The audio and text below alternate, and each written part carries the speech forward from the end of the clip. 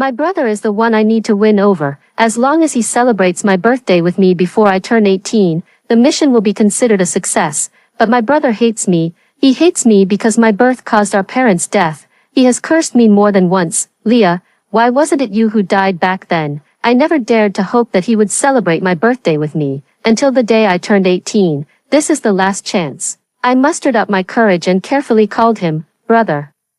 Please celebrate my birthday with me just once, okay, otherwise, I'll die. But my brother's tone was full of loathing, utterly indifferent. Just die already. The call ended, and I smiled bitterly. All right, brother, as you wished. That night, the brother who was celebrating his adopted sister's birthday was urgently recalled. He personally dissected my corpse. Host, this is the last chance. If your brother still refuses. The system's words remained unfinished, but I knew it was out of compassion.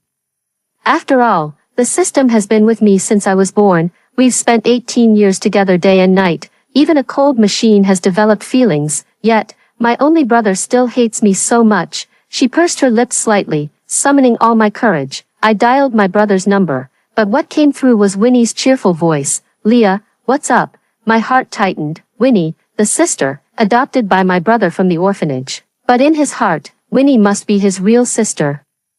Suppressing the bitterness in my heart, I asked hoarsely, where's my brother? Winnie's voice brimmed with excitement. Brother is about to set off fireworks for me to celebrate my birthday today. I froze momentarily. Even though it wasn't the first time my brother celebrated Winnie's birthday, my heart still couldn't help but ache a little. My brother adopted Winnie on my 7th birthday. From then on, my birthday became Winnie's birthday, every year after that. My brother would take her out to celebrate her birthday. As for me, I never dared to hope he would stay, nor did I dare to ask him to celebrate my birthday with me. Slowly, I raised my head and looked at the clock ticking on the wall. Time is running out for me. Call your brother. Answer the phone. Winnie's innocent tone concealed an unmistakable hint of pride and satisfaction. What do you need him for? He's been working overtime for half a month just to spare 3 days to celebrate my birthday. I lowered my head, the bitterness in my heart growing stronger. My brother was willing to spend 3 days celebrating Winnie's birthday. Would he then agree to spare 3 minutes, to share a piece of cake with me? Winnie, whose call is it? My brother's voice interrupted my thoughts. It's Sister Leah's. After some rustling, the phone was in my brother's hand. Hey, fear and nervousness seemed to grip my throat. For a moment, I didn't dare to speak. Until my brother's impatient voice came through. Speak or I'll hang up. Don't. I quickly stopped him, nervously swallowing. I cautiously pleaded, brother, can you celebrate a birthday with me, just once? My heart raced with both hope and unease. After what felt like an eternity, my brother finally spoke, yet his tone was as if laced with ice. How dare you still celebrate your birthday? My heart felt like it had been instantly frozen. All these years, truth be told, I had already grown accustomed to my brother's indifference. At this moment, facing the impending death, my eyes still suddenly reddened. I choked out a plea, just this once, brother, please spend this time with me, okay? To make it more convincing, in my panic, I blurted out the existence of the system. Otherwise, the system will eliminate me. I'll really die, brother. The sounds of breathing and heartbeat were especially clear in the silent room. I clutched my phone tightly, awaiting my brother's verdict. Perhaps it was just a second, yet it felt like a century. Finally, a voice, cold, full of loathing, and utterly indifferent, came through. Go die quickly if you're going to. You killed mom and dad. Dying would be just paying your debt. I froze instantly. Every word from my brother was like a gleaming white blade, stabbing into my heart again and again. Tears fell uncontrollably. Actually, I knew it all along. I should have known long ago that I don't deserve a birthday, but still, I clung to that faint glimmer of hope. After all, we are the only two people in this world who share the same blood. We are, after all, siblings who depend on each other for survival. But, my brother still desperately wishes for me to die. Fine, actually, I don't really want to live that much either. A barely audible sigh echoes in my mind. Host, would you like to try one more time? Go find Kevin. Even if he just stays with you for a minute, I'll apply to headquarters. Consider it as him celebrating your birthday with you. I gave a bitter smile, thanking the system for its kindness. No need. What's the point? To be so hated by the closest, the only family. What's the point of living on? I've known since childhood that my brother hates me. the system told me Mom had a difficult labor when giving birth to me, and I was supposed to die, but Mom didn't want me to die. She fought desperately to bring me into this world, to let me live. You died in my place. But that very night, still reeling from Mom's death, Dad got into a car accident. From then on, from the moment I was born, I was burdened with the crime of killing our parents. My brother harbored immense hatred toward me. But, brother, just like you, I also lost our mom and dad. The clock struck 11 at night. I snapped back to reality and wiped away my tears. Gently, I untied the beautiful ribbon on the cake box.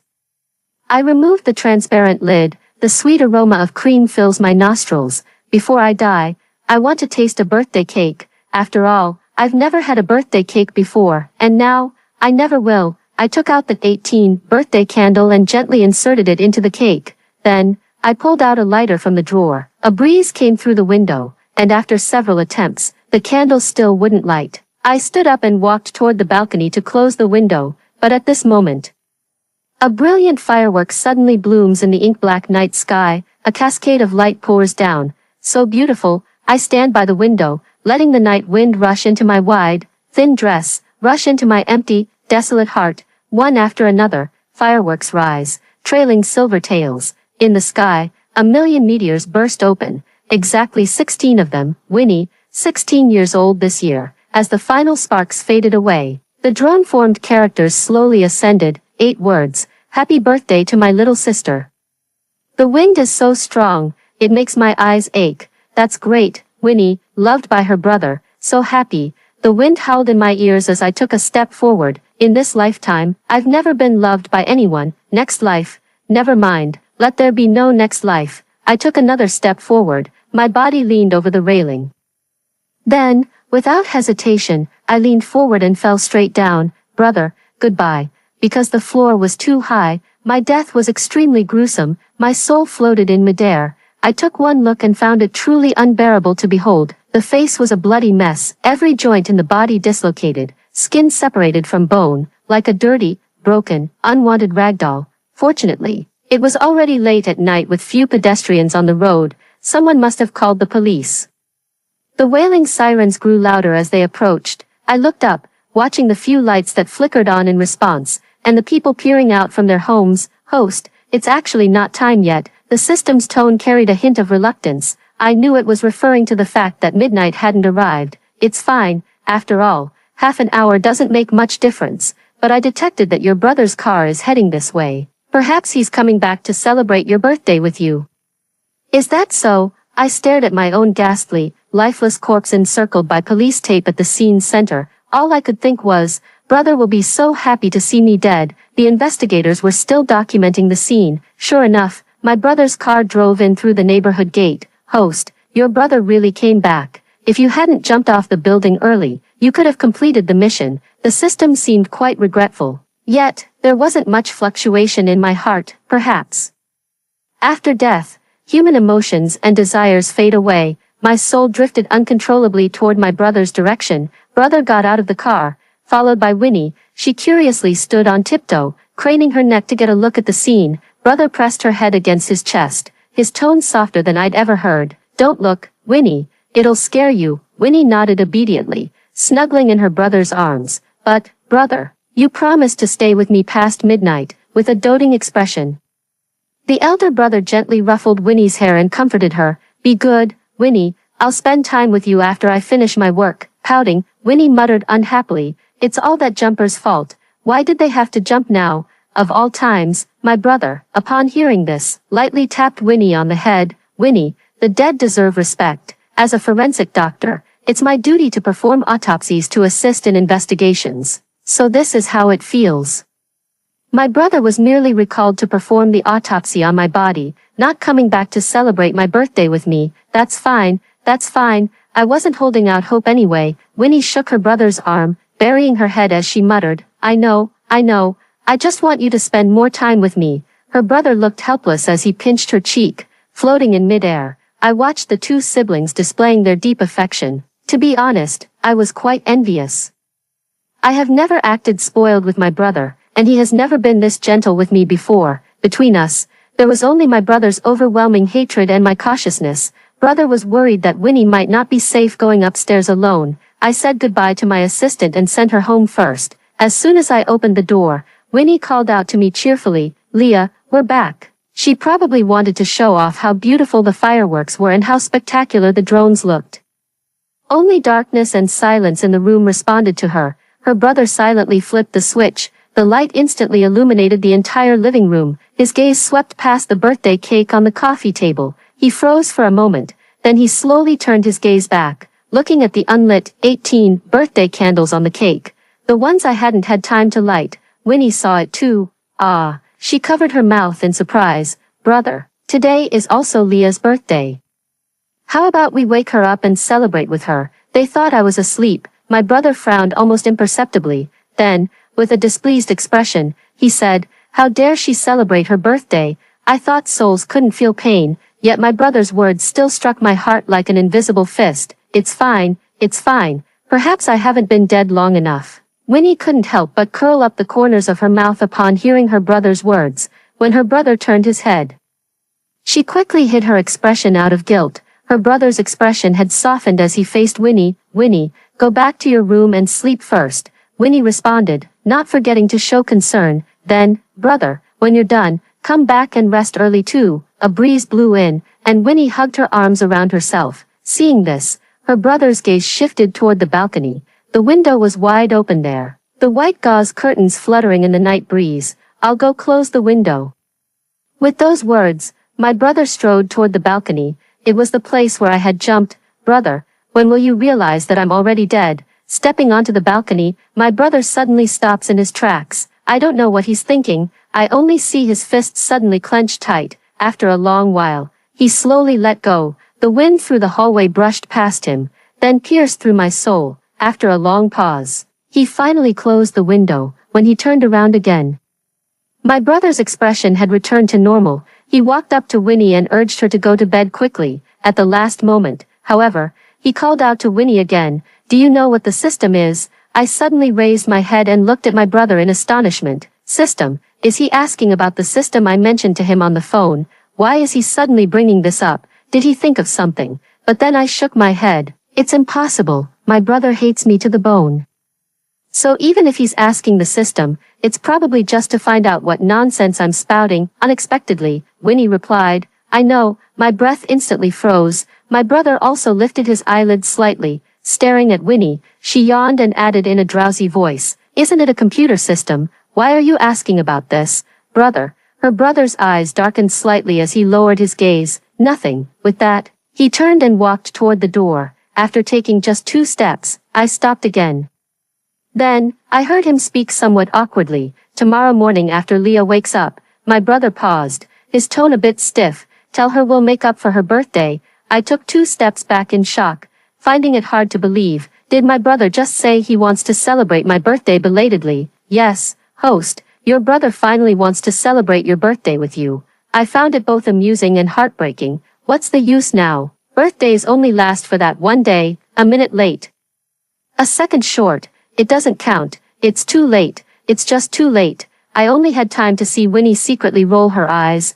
My soul drifted away with my brother's footsteps. I followed my brother back to the scene downstairs. My body has already been placed in a body bag, and the investigators are lifting it into the vehicle. "How's it going?" My brother walked over and asked. "No witnesses, and there's no information on the deceased that could help identify them." My brother's expression remained calm, as if he had seen many situations like this before. "Let's go back to the autopsy center first." My soul followed my brother again, this time to the dissection room. Under the glaring fluorescent lights, my corpse lay quietly. By now, my brother had already put on his protective suit and gloves, standing before the dissection table. This was the first time my brother had seen my corpse since my death. When I jumped from the building, I landed face down, severely damaging my facial features. Will he recognize that it's me? The deceased looks to be only 17 or 18 years old. What a shame. The assistant sighed with pity. My usually professional and composed brother suddenly trembled. The assistant looked at him in confusion. "Kevin, what's wrong?" My brother shook his head. "It's fine. You're indeed very young." He pressed hard on his wrist and took several deep breaths. Only then did my brother steady his nerves. He began to dissect my corpse with focus and precision. Actually, If only my brother had looked at me more often, he might have found my figure familiar. If only he had glanced at me once more. You would notice that I'm wearing the house dress I often wear. If he had paid just a little more attention to me, he would remember there's a blue birthmark on my arm. Unfortunately, my brother hates me. He didn't care about any of this. With an expressionless face, he calmly described the condition of my corpse. The deceased has 32 fractures throughout the body. Among them, 20 are comminuted fractures and 12 are open fractures. Liver, spleen, lungs, heart, and other organs are ruptured. Skull base comminuted fracture, intracranial hemorrhage. The assistant beside him recorded while sighing involuntarily. Judging by the extent of the injuries, it must have been a fall from at least the 25th floor. It must have been so painful. How heartbroken the family must be. It's the 28th floor. Our home is on the 28th floor. I raised my head and looked at my brother. His expression showed no fluctuation as he was finishing up the dissection. I slowly lowered my head again. No way, brother wouldn't feel sad after the dissection was completed. While taking off his gloves, brother instructed his assistant, contact the family immediately once the DNA results come out. Brother, my family, is you? I suddenly wanted to laugh. I tried to pull up the corners of my mouth, but couldn't manage a smile. Brother, when you realize that the corpse you just dissected with your own hands is the sister you always wished would die, will you still remain so composed? Before I could think further, my soul had already followed you out of the dissection room. Returning home, my birthday cake was still sitting on the coffee table. The cream had already melted, collapsing onto the tabletop. My brother didn't even glance at it as he walked briskly past. I had thought he was just tired and wanted to rest quickly, but unexpectedly, my brother actually came to the door of my bedroom. He stood there, looking somewhat uneasy, as if struggling with some hesitation. After a long while, he finally raised his right hand, as if wanting to knock. My hand stopped just before touching the door. After a long pause, my brother lowered his arm and took out his phone from his pocket. I floated closer. I saw him swiftly open WeChat. Pinned at the top is Winnie. He scrolled down for a long time before reaching our chat window. Our chat history was pitifully sparse. Brother tapped on the input box with his finger. Are you asleep? After hesitating for a moment, he deleted it again. After a pause, re-entered. You wanted to celebrate your birthday, didn't you? Tomorrow, Winnie and I will make it up to you. I couldn't help but laugh at the sight. What I once begged for in vain, he is now willing to give. But in the end, it was still too late. The system seems unable to comprehend it either. Host, although your brother still doesn't know it was you who jumped from the building, but his state of mind seemed to be affected by this. My brother looked at the message being sent out, as if he had let out a sigh of relief. He turned around and went back to his own room. At 8 in the morning, the first thing my brother did upon waking was unlock his phone, open WeChat, find the chat box with me. Alas, quietly, there was no reply. He furrowed his brows and prepared to call me. At that moment, the door to the room suddenly knocked. Brother threw off the blanket and got out of bed. As soon as the door opened, Winnie threw herself into his arms. Her voice weak and feeble. Brother, I think I have a fever. Brother's expression instantly tensed up, quickly reached out to feel Winnie's forehead. Indeed, it's a bit warm. Winnie buried her face in her brother's arms, her voice trembling with tears. Take me to the hospital. I feel so terrible. My brother comforted her tenderly. Okay, Winnie, don't cry. We'll go to the hospital now. My brother hurried downstairs with Winnie. This kind of situation had actually happened countless times in the past decade or so. He cares deeply about everything concerning Winnie. I didn't want to follow them at first, but my soul seemed to move on its own. So I ended up going to the hospital with them. My brother took Winnie to register, see the doctor, and pay the fees. The doctor said it was nothing serious and she just needed to take some medicine. But Winnie insisted she was feeling very unwell and demanded an 4 drip. After all the busy work, my brother sat by Winnie's hospital bed, feeding her porridge. The child in the next hospital bed spoke in a tender voice. Mom, when I get better, can I have some cake? My brother, holding a bowl of porridge, suddenly froze for a moment. Soon, he continued scooping the porridge from the bowl, blew on it gently, and handed it to Winnie. After finishing this 4 drip, we'll go home. Cough cough. Winnie suddenly started coughing as if choking. Her brother quickly put down the bowl and patted her back. Winnie's face turned red from coughing. And it took her a while to finally stop. Her tone was exaggeratedly weak. Okay, brother, although I'm still feeling very unwell, I remember that today I'm supposed to accompany Sister Leah to celebrate her belated birthday. I'm really fine. I can endure the discomfort. I couldn't see my brother's face, only hearing him change his tone to a gentle one. Forget it, no rush. We'll check your condition again this afternoon, after feeding Winnie some porridge. Her brother waited until she fell asleep before getting up and leaving the hospital. I didn't know what he was planning, so I followed him into the car. We were heading home, but halfway there, my brother stopped at a boutique. He hesitated for a moment, opened the car door, and stepped into the store. Welcome. The shop assistant greeted him. May I help you find something? My brother's gaze darkened as he spoke with slight awkwardness. I need to buy a birthday gift for my sister. I froze. Was he buying it for Winnie? Early yesterday morning, Winnie already posted many birthday gifts on her social media, but it couldn't possibly be for me, right? The system answered my doubt. Host, your brother is indeed planning to buy you a gift. No time to be shocked. The next second, the salesgirl sweetly asked, Sir, do you know what your sister likes? It would help me recommend something suitable. A hint of discomfort flashed across my brother's face. He had no idea what I liked. Winnie loved pink, strawberry-flavored cakes, princess dresses, Lena Bell, and so on and so forth. He could recite them all by heart, but what I liked, he didn't know. He never cared. After a long silence, my brother spoke again, somewhat awkwardly. I don't really remember. Just pick something girls her age would like. Oh. Right, 18. My sister is 18. The shop assistant nodded. In the end, she recommended a music box to him. It had a girl holding up her skirt, spinning and dancing to the music.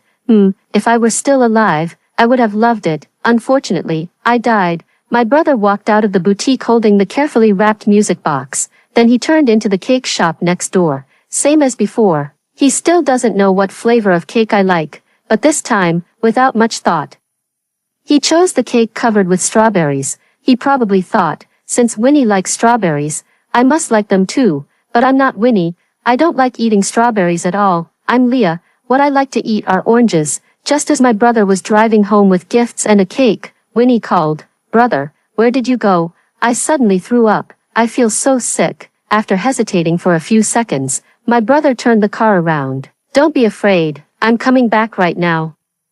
He sped towards the hospital. I sat silently in the back seat, watching as my brother dialed my number while waiting at a red light. As expected, no one answered. My phone is still on the coffee table. It's probably almost out of battery. When my brother arrived at the hospital room, the first thing he saw was Winnie's tearful face. He hurried forward, his eyes filled with concern. What's going on? Why are you throwing up? Winnie suddenly threw herself into her brother's arms, crying pitifully. Brother, you're finally back. Her brother raised the back of his hand and checked Winnie's forehead again. After trying several times, he slowly lowered his hand. His tone became calm. The fever has already subsided, so why are you still vomiting? Winnie tried her best to feign weakness. I don't know either. Maybe you caught a chill in your stomach. That must be it. Brother pulled Winnie aside and looked at her seriously. Really? Winnie felt uneasy under her brother's gaze and began to lose confidence. Oh, of course it's true. Her brother didn't speak, only fixed Winnie with an even more severe stare, until she grew guilty under his gaze, tears quickly welling up in her eyes. What do you mean, brother? Are you suspecting me? Fine, I admit it. I was faking my illness. I was just scared that if you treated Sister Leah well, you wouldn't want me anymore. Winnie grew more and more upset as she spoke. Tears streaming down her face, his expression softened. He rubbed his forehead, his voice tinged with exhaustion. No, you're both my little sisters, both of them, your little sisters. Brother, have you ever truly treated me as your sister in your heart? For some reason, a mist rose in my eyes. Seeing that her brother was no longer angry, Winnie coquettishly rubbed against his arm. Her brother patted her back and told her to pack up and go home from the hospital. Leah didn't answer the phone. She doesn't know yet. We're going to make up for her birthday. It's too late, brother. It can never be made up for. Brother brought Winnie home, and it was already close to 1 in the afternoon. During this time, the school is on summer vacation. At this hour, I would usually have already prepared dinner and be waiting in the living room for my brother to come home from work. But not today. There was no sign of me at home, even to the point where there was no trace of me. When my brother placed the gifts and cake on the coffee table, he noticed yesterday's cake still sitting there. He furrowed his brows. Was he wondering why I hadn't cleaned up the cake? Has Leah not gotten up yet? Winnie pouted impatiently, probably still sleeping in. She hugged her brother's arm and shook it, looking up at him coquettishly. Brother, I'm hungry. Could you make me something to eat? I want to eat sweet and sour pork ribs. The ones you make are the best, brother. Brother had always been quick to fulfill Winnie's requests, but this time, he didn't respond to Winnie. He pulled his arm away and hurried to the door of my room. Knock. Leah, are you in there? No response. Knocked a few more times. Leah, still no response. Brother turned the doorknob, and the door opened. Inside was completely empty. He froze, his expression clouded with unease. Then he turned around again, searching the kitchen, bathroom, and study. He even checked Winnie's room and his own. Still. There was no sign of me. Winnie saw her brother in this state and revealed a faint, eerie smile. The system noticed it too. Host, she seems a bit off. I nodded silently. Could it be that she already knows I'm dead? My brother stood in the center of the living room, usually composed. He now seemed somewhat like a headless fly. He took out his phone again and called me. A mechanical female voice responded. Sorry, the number you dialed is powered off. An unease began to spread in my brother's heart. Like a silent tide creeping in, drowning his entire being, I shifted my gaze to the coffee table, where the phone lay quietly beside the cake. It must have run out of battery and shut down automatically. Suddenly, my brother grabbed the car keys and rushed out the door. Brother, where are you going? Winnie's voice was cut off by the sound of the door slamming shut. After taking the elevator down, my brother quickly walked out of the apartment building. He had just descended a few steps when he suddenly stopped, because he suddenly realized he had no idea where to find me. He knew nothing about his 18-year-old sister. The weather forecast predicted rain today, and dark clouds had already gathered overhead. Brother raised his head, looking at the gloomy sky, a surge of fear rising in his heart. He seemed, suddenly, to feel some regret for not treating Leah well. He even prayed to the heavens, begging for Leah to come home quickly. He will be good to Leah from now on, as good as a real brother would be to his sister. He lowered his head, fumbling to take out his phone, unlocked it, opened WeChat, and clicked on our chat dialogue again, typing out the message word by word. Leah, where have you gone? Come back quickly, I bought you cake and presents. The message had just been sent. A phone call came in. Looking at the caller ID labeled Assistant Chen, my brother's hand trembled abruptly. He stood under the overcast sky and answered the call. Kevin, the DNA comparison report is out. My heart leaped into my throat in an instant, but my brother didn't seem to realize anything. He spoke calmly. All right, just contact the deceased's family. After speaking, he was about to step down the stairs. But the next words from the other person made him abruptly halt his steps. The deceased is your sister, Leah. My condolences. The first distant rumble of thunder echoed across the sky. The rain poured down in an instant. Brother's phone fell to the ground, raindrops splashing against the screen like blooming flowers. The rain grew heavier and heavier. Brother just stood there, completely drenched. His bangs were damp, clinging in strands. Rainwater trickled down in meandering paths. It flowed across his face, then dripped downward. A long time passed. My brother seemed to have gone mad. He suddenly took off, stumbling into the curtain of rain. By the time he reached the car, he even tripped and nearly fell, gripping the car door handle. He wiped the rainwater from his face, opening the car door. Getting in, my brother's hand holding the car key was shaking so badly that he couldn't insert it into the ignition. He had to use his other hand to firmly grip his wrist. The car finally started. In the pouring rain, he drove the car beyond the speed limit. My soul sat in the back seat. I couldn't quite describe the feeling in my heart. Host, your brother does care about you, but it was all too late. Yes, everything was too late. After who knows how long, my brother finally arrived at the dissection center. In the corpse freezer, he held the DNA comparison report, his body trembling uncontrollably. How could it be Leah? How could it be her?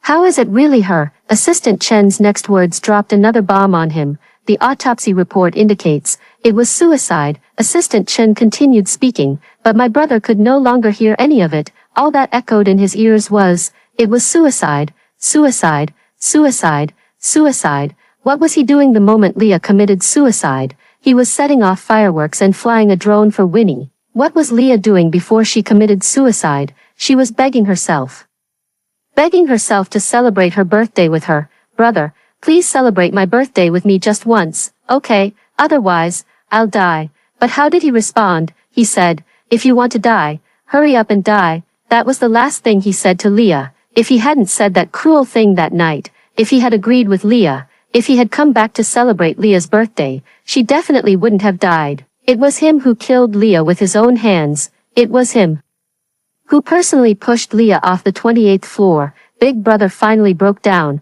He slumped to the ground, clutching his hair with both hands. Immediately after, his hands, shoulders, and then his entire body began to tremble. A hoarse, suppressed cry escaped his throat. He didn't know how much time had passed. My brother numbly stood up and walked out of the dissection center, though clearly a living person. At this moment, he looked like a walking corpse. He got into the car, started the engine, and merged into the traffic. The car swayed left and right in the middle of the road, as if driven by a drunk. The sharp honking of other vehicles rose and fell in waves. Some even rolled down their windows to hurl curses at my brother, yet he remained as if numb, staring blankly ahead, gazing at the road leading home, whispering to himself, celebrate Leah's birthday. We promised to make up for Leah's birthday celebration. As soon as my brother got home, he rushed straight to the coffee table, only to find that the birthday cake on the coffee table had been opened. All the strawberries were gone. The cream and cake base had also been dug out in a messy manner. Hearing the noise, Winnie walked out of the room, holding the half-eaten cake in her hand. Brother, you're back. Where have you been? I kept calling but you didn't answer. Brother didn't even glance at Winnie. He just stared fixedly at the shattered cake. Who told you to touch this cake? Winnie still hadn't realized anything. She explained nonchalantly, I was hungry and happened to want strawberry cake, so I opened it and ate some. Anyway, Sister Leah is nowhere to be found now. Brother suddenly raised his head and took a few steps forward. Without the slightest hesitation, he fiercely slapped the cake out of Winnie's hand. Who told you to eat Leah's cake? How could you eat her cake? The slap was so forceful that Winnie's hand turned red instantly. She cried out in protest, Brother, why would you? The moment Winnie looked up and saw her brother, she was so frightened that she fell silent. I had never seen my brother like this before. His brows were filled with hostility, and his eyes seemed stained with blood, crimson and terrifying. Brother wanted to buy me a new birthday cake. He ignored Winnie and walked out the door. While waiting for the elevator, he suddenly remembered that he should also bring the birthday gift meant for me. So, he turned back home. But then, he heard voices coming from Winnie's room. He didn't care at first, but then he heard my name in those words. Brother froze. He silently walked to Winnie's bedroom door. A furious voice came from inside. System, why did Kevin's favorability towards me drop so drastically even though Leah is already dead? I deliberately told Kevin that my birthday is on the same day as Leah's, all just to lure him away on that day. As long as Kevin doesn't celebrate Leah's birthday with her, she has no choice but to die. Once that bitch is dead, Kevin will belong to me alone. My brother burst through the door. Rage destroyed his reason as he gripped Winnie's throat, his eyes wide with fury. You said you didn't know what a system was. Who was the system you just called? Who the hell was it? Give her back to me. Give me back my Leah. Winnie was nearly strangled by him, struggling to speak. Brother, you, let go of me. You, choke me to death. Leah, still won't come back. Brother violently shoved Winnie away, his body seeming to lose all strength as he collapsed onto the ground. Yes, Leah is dead. She's dead, never coming back. It turns out Winnie also has a system, but her system and mine exist in different dimensions. That's why my system didn't detect it. My system said it learned from other colleagues that Winnie's mission is also to win over her brother. As long as her brother's favorability reaches 100, the mission will succeed. But she and her system used improper means to complete the task. After being exposed, they faced severe punishment from headquarters. Winnie's system was dismantled on the spot. Winnie was being hunted by the Time Hunters. During her escape, she was involved in a car accident. She became completely paralyzed, spending the rest of her life bedridden, unable to perform even the most basic functions. Later, my brother buried me beside our parents' graves. On the tombstone, my photo was developed from my student ID. In the photo, my expression was aloof, without a smile. My brother often visited my grave, kneeling there for entire days. His expression was lifeless, murmuring as if he had lost his soul. Leah, it's your brother. I'm sorry. Will you be my sister again in the next life? I promise to treat you really well. to make up for everything I owe you in this lifetime. No, Kevin, I don't hate you, but if there's a next life, I don't want to have anything to do with you anymore. After hearing the first story above, what are your thoughts? Feel free to share your opinions in the comments section. Next, there is another similar story. Let's continue to see, after school.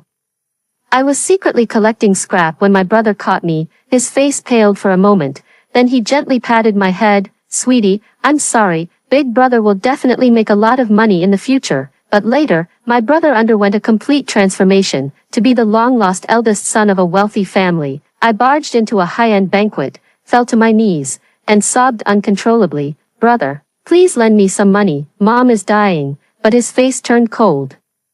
Where did this little beggar come from? I don't know you. That night I was hit and killed on the road, but then he regretted it. When I was 12, my father died and my mother went mad. My brother was taken away by someone. When the wealthy family came, they threw a few banknotes at me. Charles got into the car and left with them without looking back. Tears welled up in my eyes as I watched his figure fade into the distance. The little girl next door saw me picking up trash and mocked me. Lily, why are you still scavenging? You stink. Where's your brother? Oh dear. What do you mean her brother? He's someone else's brother now. Wait, no. Her brother hooked up with a rich woman. Yes, I no longer have a brother, but I won't allow anyone to slander my brother. Clenching my fingers, I glared coldly at the group before suddenly lunging forward, tangling with them in a chaotic scuffle. They called me a crazy girl, but their scolding was useless against my stubbornness. It ended with my face badly scratched and several strands of their hair pulled out. They didn't gain any advantage and left after hurling harsh words. Lily, just you wait, I'll get my parents to come for you, without your brother to protect you this time. Let's see what you'll do. I couldn't care less and continued picking up the trash bags. Scavenging, not far away, several people witnessed the whole scene. A boy, slouching casually on his motorcycle, watched with amusement. Hey, kid. Aren't you afraid of revenge? I rolled my eyes, inexplicably feeling this guy was a lunatic, and ignored him, but his next words came with a playful grin. Charles, is that Sandra little brat picking up trash your sister? I froze, then turned to look back. A familiar voice rang out, and I felt a flicker of joy. Charles had come to see me, but then I noticed their immaculate clothes, designer labels, and gleaming luxury cars, while I reeked of suffocating odors, stood in a pitch-black puddle.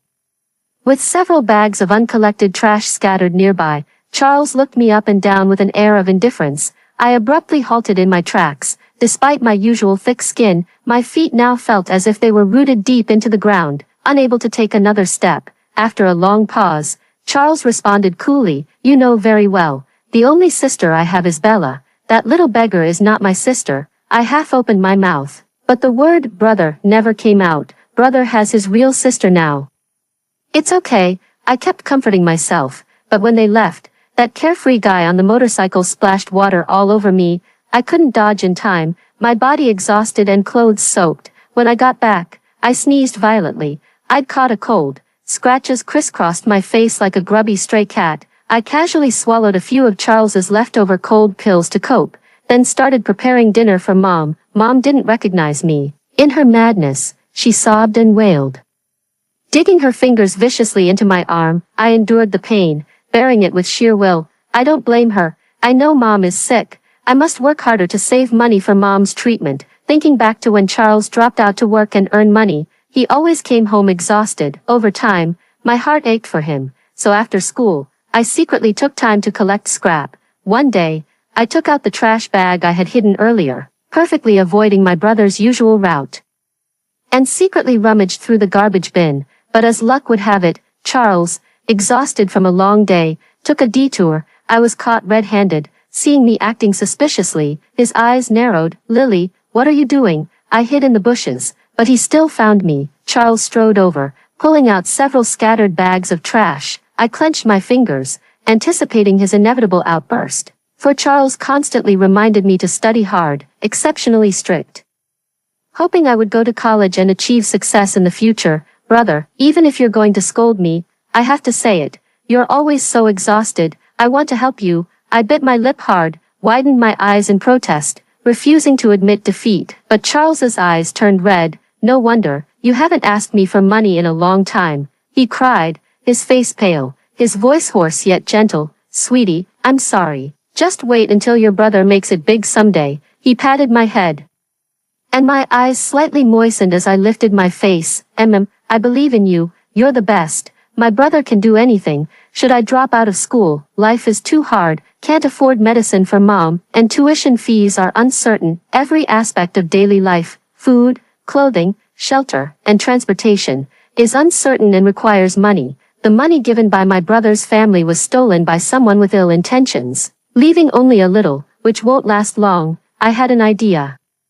But I quickly came to my senses. No, Charles said that only through studying can one rise above others. My goal is to help my mother recover from her illness, and then, once I've earned a fortune, I can proudly stand before Charles and acknowledge him as family. After arriving in class, Wendy, the kid sitting next to me, blinked and asked, "Why don't you go find your brother? He's so rich." I twisted my fingers, thinking about the scene when I met Charles yesterday, and shook my head without saying a word. Now, his family is grooming him to be the heir, and I shouldn't disturb him. For now, the family is still holding up, and, once, I secretly went to see him. Charles was holding the hand of an adorable little girl, delicate as if carved from jade, dressed in a beautiful princess gown with a skirt adorned by the cute bow I had long envied. Looking like a little princess, Charles chatted away with others. Bella blinked her eyes, saw my dirty appearance, and gave a sweet smile. I felt sad in my heart, but was genuinely happy for my brother, so I spent money on a fruit lollipop that I usually couldn't afford to buy, and secretly handed it to her. Charles narrowed his eyes slightly, saw the lollipop, and slapped it to the ground. "Bella, you can't eat things given by strangers of unknown origin." My heart ached. After they left, I stepped forward to pick it up. I licked the broken candy crumbs and ate them myself. "Lily, your brother is here to see you." Wendy tapped my shoulder, pointing outside the window, pulling me back from my thoughts. Looking out the window, Charles stood outside. His expression was casual, dressed in a formal suit, walking toward the entrance. Brother really came." My eyes widened as I got up from my seat and dashed out in a flurry. There were several people in the faculty office, teachers and the neighbor's kid I had fought with yesterday. When Charles saw me, his eyes froze. He was with someone else. He wasn't here to see me. Before I could even process my joy, little sister Bella tugged at his sleeve and angrily pointed at me. "Brother, she's the one who stole my things." After learning the whole story, I was stunned. Many things surprised me. But Charles wasn't here for me. Turns out Bella also studies at this school, and she lost her precious diamond bracelet. Before the teacher could finish, I widened my eyes and interrupted. "I didn't steal it. This has nothing to do with me. How can you blame me for something so unrelated?" I've never interacted with Bella before, so I don't know where I might have offended her, until I saw the two little ones behind me, the neighbor's kid who hit me. Bella was unreasonable, clutching Charles's fingers tightly. "Brother, woo-woo." It was her. The teacher looked on coldly, refusing to listen to any explanation. Between a child from a wealthy family and an orphan, she knew which side to take. Charles stared at me without saying a word, but when the teacher suggested a body search, he spoke up. "Let it go. He's just a kid." With the main party speaking up, the teacher plastered on an ingratiating smile. Of course. I'm so sorry my student caused you trouble and made you come all this way in person." Charles raised an eyebrow, not looking at me, and took her hand to leave. "Bella, let's go." "Brother, but I heard her family is poor, always picking up trash, so she stole my things. If it were something else, I wouldn't mind giving it to her, but the pearl bracelet, I really love it. It was a birthday gift from Mom." Bella's words carried a mix of innocence and cruelty, and she didn't move an inch. I got angry and retorted loudly, "I didn't steal." As soon as I entered, Charles ignored me completely. Everyone even accused me of stealing. But the search results disappointed me. The pearl bracelet fell out of my desk. Still saying it wasn't you, Bella got angry and pushed me to the ground. I was holding back my anger, ready to resist. The teacher reached out and slapped me. "How dare you lie, child, apologize now." Seeing me hurt, Charles's eyes darkened slightly, his gaze coldly sweeping over the teacher as he stepped forward to pull me up. "Teacher, as an educator, isn't it inappropriate to hit a child?" I bit my lip hard, slapped his hand away, and shouted, "I didn't steal anything. Even if I'm poor, even if I pick through trash every day, even if I get mocked, I would never steal. You know that, Charles. It's not my mistake, and I won't take the blame." Stubborn as I was, a few tears still fell. Lily, lying isn't good. I know Bella. She wouldn't lie. Are you saying she framed you on purpose? She's just a child. Charles paused briefly. You're definitely the one lying, and the item did fall from your pocket. How do you explain that? She's my own sister. I have to stand by her. Your own sister. Do you really know her? Then what about me? Don't you acknowledge me as your sister anymore? Wendy once said that she felt my brother had changed. In front of everyone, he never acknowledged me. With a biological sister and family, people's hearts can change. Back then, I didn't care. I was just happy he had found his family. With family, there's no need to suffer. I was genuinely happy. But, I feel like a clown. Rumors spread in class that I stole something. Whenever people see me, they say I stole something. Every time this happens, I glare and step forward to argue, and fewer people say it about me, but it still exists. Something even more heartbreaking happened. I silently scavenge for scraps, yet it can't keep up with the speed of my mother's illness. I'm racing against death. Realizing this fact, I wiped away my tears, gritted my teeth, and reluctantly submitted the withdrawal application.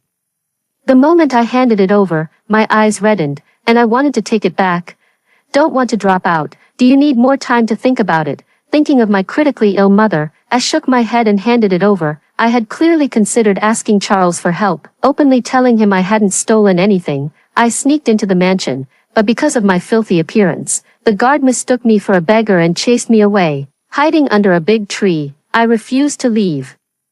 Waiting quietly for Charles to return, that night, it was pitch dark and heavy rain began to fall. I didn't wear enough and was shivering from the cold. A car pulled up, and several people got out. I blinked my eyes and saw Charles and Bella. Brother, we're home. The banquet was really boring, but having you with me made it quite enjoyable. Charles got out of the car, opened an umbrella, and held Bella close, curling his lips slightly. Little princess, as long as you're happy.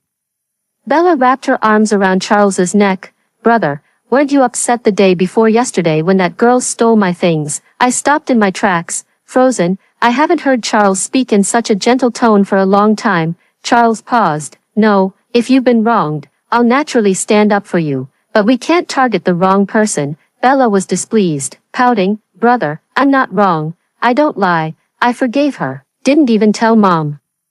And her family is so poor.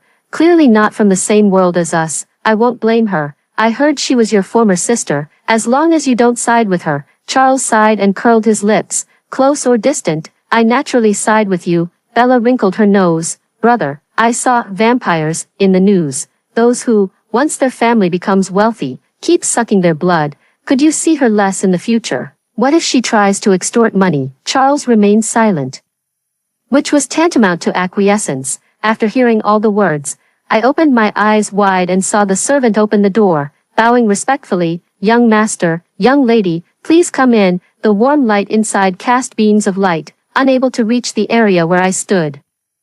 Several people sat together, eating a warm meal. So, Charles really didn't believe me, but I didn't extort money. I blinked, deeply feeling the vast gap between us for the first time. Raindrops fell like strings of pearls, streaming down my cheeks. For a moment, I couldn't tell whether it was tears or rain. Perhaps I shouldn't have secretly gone to see him, like a creepy stalker. At first, I was always worried about how Charles was doing in his new home, whether his relatives were treating him well, if his family was being harsh, and if he could adapt to his new life.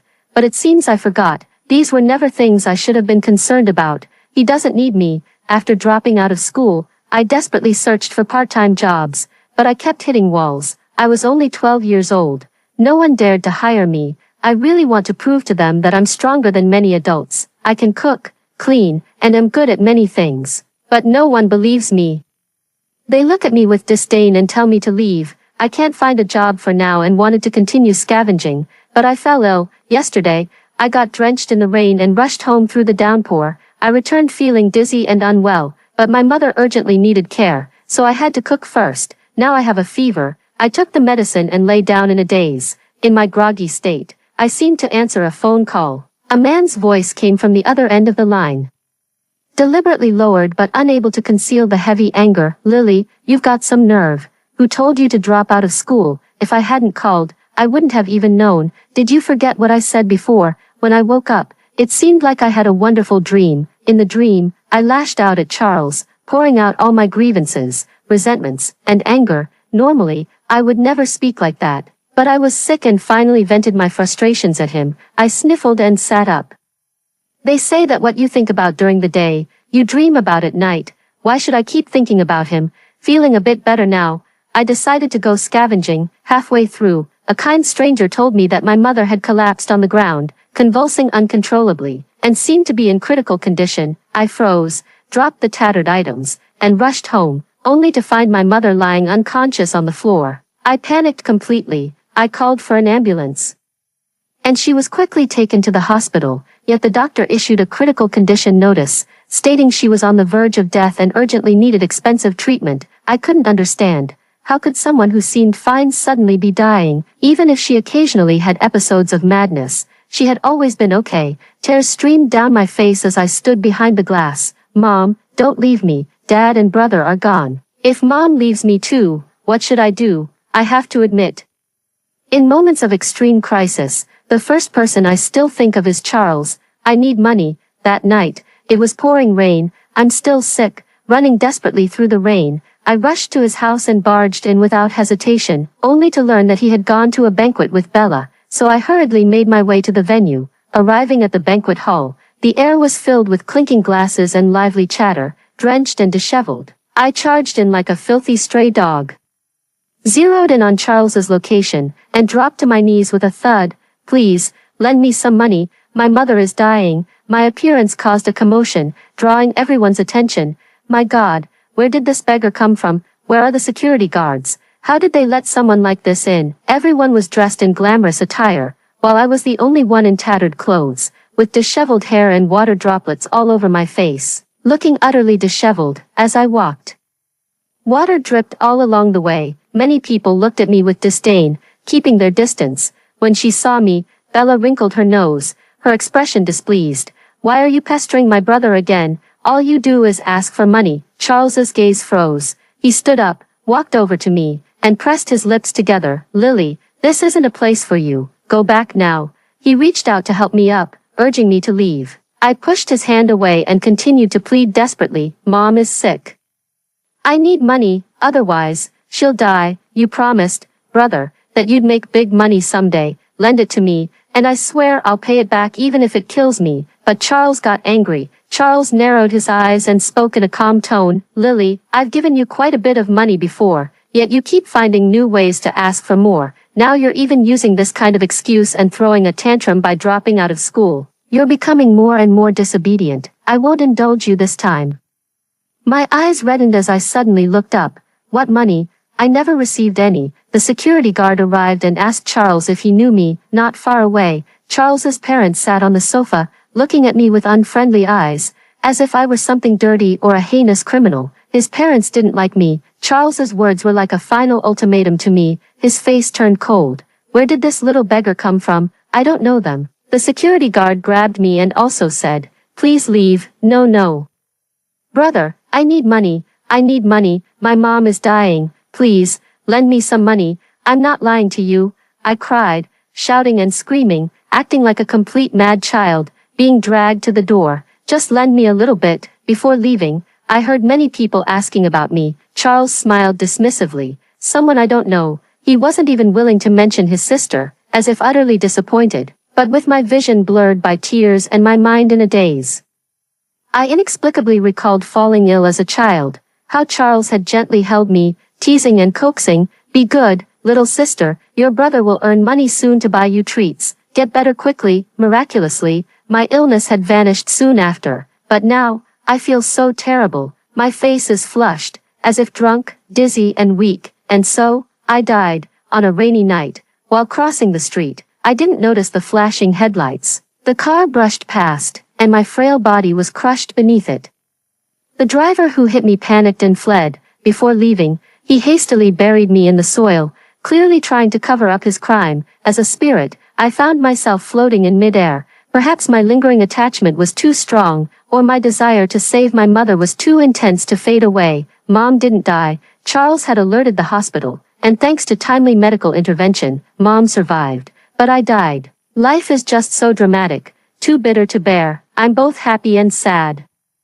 Finally free from counting days on my fingers, no longer terrified by the endless struggle of poverty. But who will take care of Mom now? What about Charles? Will he occasionally remember the sister who was always a burden to him? Will anyone find me in the earth, drifting back and forth? I returned to the banquet and saw Charles again. His expression faded bit by bit as he took a few steps and softly asked Mrs. Smith, "Mother, the money I asked you to send to Lily, did you give it all to her?" Mrs. Smith's eyes flickered slightly, her tone unpleasant. "Yes, every month, not a penny missed. Who knows why that child still asks for money? It's truly infuriating." Charles's pitch-black eyes didn't blink. Mrs. Smith sighed and patted Charles on the shoulder. "What are you saying? How could I lie to you? Right now, you should focus all your attention on the company's succession. We absolutely cannot let that child from the mistress outside inherit it. You are my own son." "All right, I believe you, Mother." Charles raised an eyebrow, seemingly relieved, and smiled with a curl of his lips. Charles had no doubts. He turned back to the banquet hall to mingle with the others. After a while, everyone praised Bella for being adorable.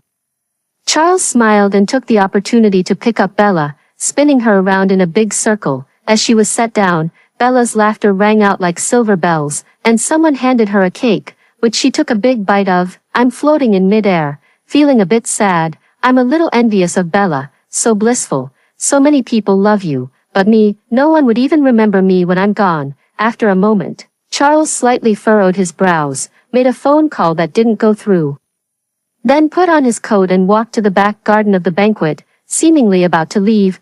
"Brother, where are you going?" Before Charles could leave, Bella stopped him abruptly, her big eyes wide as she stretched out both small hands. Charles didn't move. "I have an urgent matter to attend to. I need to go to the hospital, but today's banquet is very important. Mom said you need to expand your connections." Bella puffed her cheeks and shouted, "I won't let you go."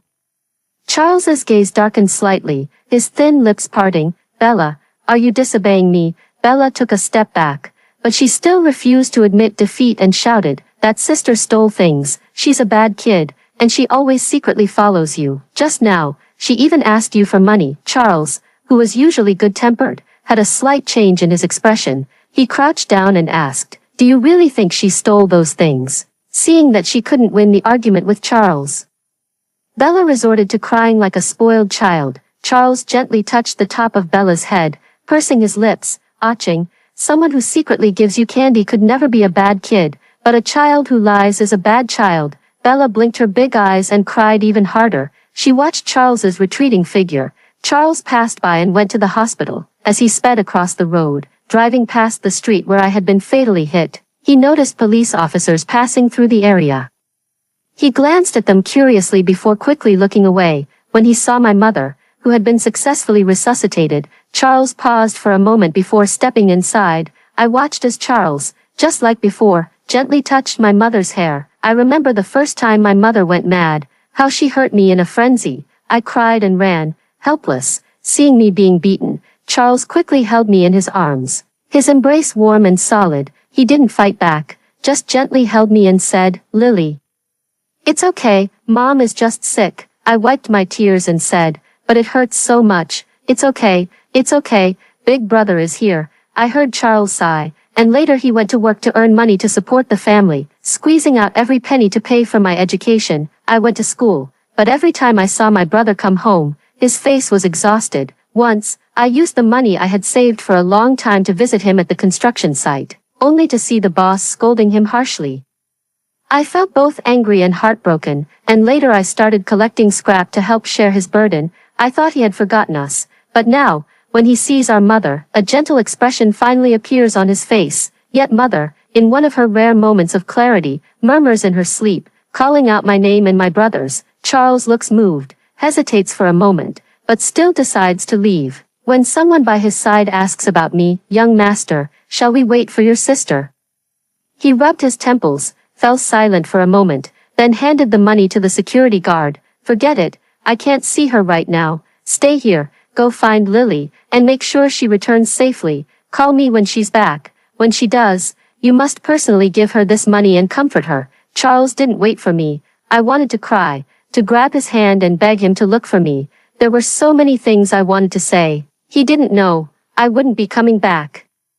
No one knew how much longer I'd remain buried in the earth. A few days later, Charles didn't wait for me and went to school instead. Charles made time to go, even though Mr. Smith had piled a mountain of company tasks on him. When he received the news that I hadn't returned to the hospital, he froze for a moment. A subordinate tried to console him. "Young master, perhaps the child is just being stubborn and acting out of spite. The neighbors say she's often not at home.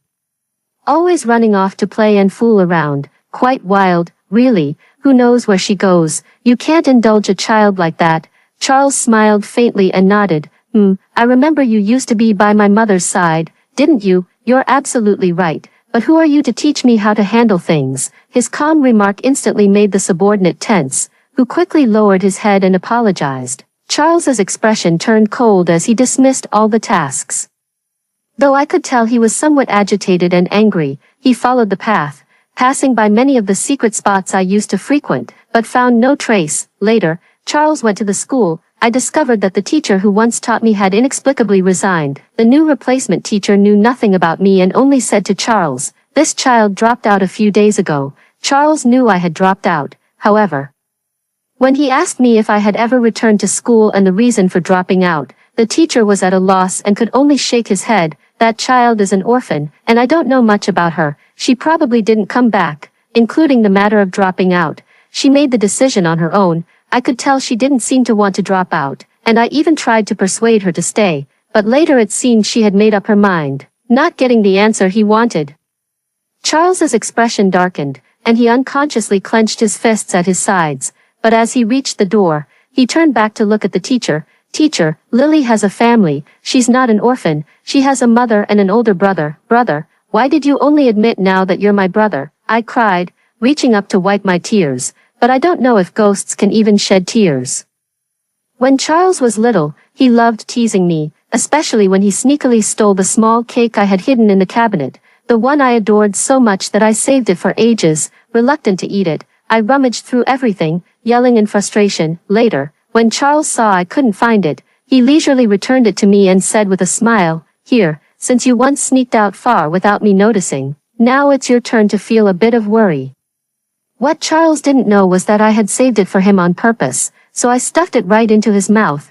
Seeing the sneak attack succeed, I wore a smug expression. Charles froze, swallowing it in a daze, then his gaze softened. "Thank you, Lily, the cake was delicious. Big brother will treat you to an even bigger and tastier cake next time." He had always made such promises, yet later he gradually distanced himself from me. Now that Charles came looking for me, before leaving, he was stopped by Bella, who came running over happily after class. "Big brother, did you come to see me?" "No, I'm here to find your sister Lily. She's disappeared, hiding somewhere." Charles was busy searching for me and was about to leave after speaking, but at the mention of me, Bella, unusually, seemed a bit sad. "Brother, I'm sorry. Actually, I lied to you. There's something I need to tell you, but I'm a little scared and embarrassed to say it." Bella blinked, shedding a few tears. Seeing this, Charles wasn't in a hurry anymore. He gently crouched down and wiped her tears. "Tell me, don't be afraid, I'm your brother, and I'll forgive you. I'm sorry, but the money you sent to our sister was actually intercepted by Mom all along. I saw it but didn't tell you because Mom said sister was a bad child and that they would keep burdening you for money. She said it's better to make a clean break." Charles froze, his movements halting abruptly. "The phone you used to contact sister, I secretly took it and sent you fake messages, like her asking for money. That was all lies. And sister didn't steal my diamond bracelet either. I made that up too." Bella's voice grew weaker as she spoke, and she burst into tears. "I'm sorry, brother. I was afraid you'd prefer your old sister and abandon me." Charles left. He had a big fight with Mr. and Mrs. Smith. When someone usually so calm gets angry, it's terrifying.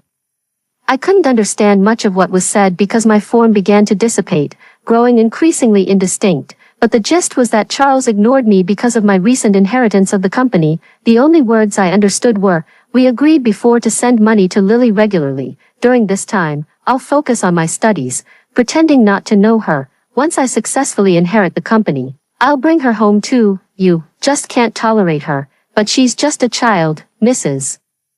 Smith was unhappy but still comforted Charles. "Oh dear, Mom is just worried you'll be dragged down. That child lives in such filth. yet insists on claiming kinship with our family. How am I supposed to face people when they ask about it during my social outings? Charles was completely different from his usual self, letting out a light chuckle. For the sake of face, if it's for the sake of face, why did you bring me home in the first place? I'm no different from her, that's not how it is. You're my own son, Mrs. Smith, though clearly hit where it hurt, still stubbornly insisted. Charles let out a cold laugh, pushing Mrs. Smith's hand away without a trace of gratitude. Enough, it was my mistake to listen to you before. This time, no matter who tries to stop me, I'm taking Lily home directly. Charles decided to return home to see if I was there. At the same time, not having seen me for 2 days, he was growing anxious. Yet still, no one could find me.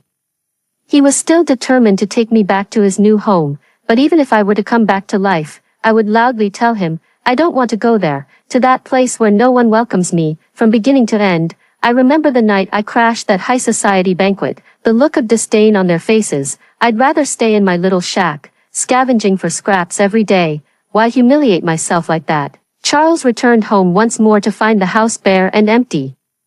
With only the medicinal broth I had brewed earlier, now long gone cold. Seizing the moment, he tidied up a bit. Clearly noticing that I still hadn't returned, he wandered around but couldn't find me. Instead, he ran into Wendy, who was coming home from school. He didn't know Wendy, but she called out to him, Are you Lily's brother? I know about Lily dropping out of school. Would you like to talk? Charles turned around and saw Wendy looking up at him with a puzzled expression. And you are? He asked. Wendy proudly patted her chest. I'm Lily's best friend at school, definitely closer to her than you are. Charles didn't know whether to laugh or cry. I know Lily doesn't want to drop out of school. She once shared her dream. Her wish is to get into a good university, study hard to achieve academic success, so she can earn good money and help shoulder family responsibilities in the future. Charles fell silent, recalling the words he had said to me long ago. Now repeated verbatim from another child's mouth, his expression gradually softening. But she's very poor. I'm not exaggerating when I say her family is so poor they can't even put food on the table. The little money they have must cover both her tuition and her mother's medical bills. Recently, her mother was diagnosed with a serious illness, which could be controlled if treated promptly, but Lily has been extremely anxious to save money. She wears torn clothes and worn-out shoes until her feet blister and bleed, yet she still refuses to buy new ones. But when it comes to medicine, she doesn't hesitate to spend. After you left, Lily often skips meals, and when she does eat, it's very little. She seems to be suffering from malnutrition, and if this continues, she'll develop stomach problems. But no matter how much I warn her, she won't listen. Wendy bit her lip tightly. She had intended to keep it brief, but ended up saying quite a bit, including a clear account of my efforts to find part-time jobs everywhere. Charles's eyes flickered with confusion as he interrupted her. Wait, didn't my family leave her some money when I left? Woo-woo, it was stolen, that damn thief. As if she were the one who had been robbed, Wendy completely empathized, even shedding a few tears, filled with both anger and resentment. Thieves don't steal from the rich but specifically target the poor. They're already struggling enough, yet they hurt others for their own gain. After hearing this, Charles looked shocked, completely unable to control his emotions, but Wendy continued, Lily is quite stubborn, and she can't stay at school because people keep accusing her of stealing. The teachers don't care. Maybe to them, it's just kids being kids, but that's not the case. Wendy wiped her eyes, her face full of sorrow. Being wrongfully accused when you've done nothing wrong, no matter who it is, it's heartbreaking. I have no other request. Since your family has so much money, please let her continue her education. Lily is my best friend, and I just want her to be happy. After saying everything, Wendy left in tears. Charles remained standing in place, softly acknowledging, and a voice that seemed scattered by the wind, I'm sorry, I'm not a good brother. After finding her, this time I will definitely bring her home. My spirit grew increasingly faint, and I could barely hear their words anymore. But whether it was an illusion or not, I seemed to catch a fleeting glimpse of sorrow on Charles's face. I drifted over, wanting to touch him, but my hand passed through his body transparently. Suddenly, I realized a terrifying truth that filled me with dread. Perhaps, I'm about to fade away. Charles is going out again, however. He's in a good mood. The person looking for me called. It seems there might be news about me. Before leaving, Charles prepared many wonderful things. There were snacks I usually couldn't afford, in all sorts of flavors, dazzling to the eye, as well as plush toys and pretty clothes that girls love. There was even a little room just for me. If I were still alive, I probably would have widened my eyes in disbelief. But when Bella saw these, she wasn't too pleased and pouted, "Brother, I don't want a sister sharing my treats and toys. Even though I tricked her, I'm still unhappy and don't want to give them to her." Charles leaned down and whispered softly, "Bella, what's yours will always be yours. No one can take it away. But it's different. They are also my family. Perhaps you don't know this, but I lived with my former mother and younger sister for over a decade. Life wasn't easy for us. We struggled. Though I lacked material comforts back then, I was happy. Happy to shoulder the responsibility." Bella wore an expression of half-understanding. Charles didn't know how to treat this biological sister. When he first arrived at the wealthy family, everything was unfamiliar. Bella and Lily had completely different personalities. Lily was like wild grass growing outside, resilient and endlessly tenacious. In contrast, Bella seemed like a little princess raised in a honey jar. Naive and ignorant, he weighed his words carefully. "Even if I find a new family, this bond will never be severed." These words finally made Bella reluctantly accept the situation. Before leaving, Charles patted her head again. "I don't blame you for what happened last time, but you should learn to judge things for yourself. Don't always believe everything Mom says in the future." Bella nodded. As he spoke, a cold glint flashed in Charles's eyes before he finally turned and left. On the way, he thought to himself that he must teach Lily a good lesson once he found her. Running out without a care is worrying. This bad habit has never been corrected. After scolding her, gently hold her, comfort her, explain why you avoided her, and that you always believed in her and that she didn't steal anything. Take her to school and bring her home. Charles received news of my death. The body was found in the woods by the roadside. The hit-and-run driver was found. But no one listened to his frantic explanations. The police handcuffed him and said coldly, "Wrong is wrong." "It's too late now." Charles stared intently, on the verge of tears. The rotting, foul-smelling corpse bore no resemblance to his former self. Even passers-by had to cover their noses as they walked by. "Yes, a mistake is a mistake. There's no time left." I'm sorry about that. I was drunk that day. But I didn't kill anyone. I just bumped into them lightly. Now I remember. That kid didn't seem dead at the time. It wasn't my fault." As soon as the words were spoken, Charles, who had been deathly quiet, went berserk and started beating the man uncontrollably, floating in midair. I heard this sentence with crystal clarity. "He buried me alive. If only someone had saved me back then, or if the driver uncle had taken me to the hospital, I wouldn't have to die then." But the driver was drunk, panicked, and buried me in the ground. My consciousness blurred, and no matter how much I thought about it, it still didn't seem right. If I hadn't had a fever that day, feeling dizzy and sluggish, if it hadn't rained heavily, blocking my vision, if my mother hadn't been sick, if I hadn't gone to find Charles, forget it. It's a shame there are no ifs. I looked at Charles. From childhood to adulthood, I had never seen him so heartbroken, so furious, as if he wanted to kill someone. But Charles was stopped. "Calm down. What's your relationship to the deceased?" Charles quieted down, as if remembering me, and a gentle smile curled at the corners of his lips. "Sorry, I'm her brother, but it seems I wasn't a very good one." His voice choked up in the latter half of his words.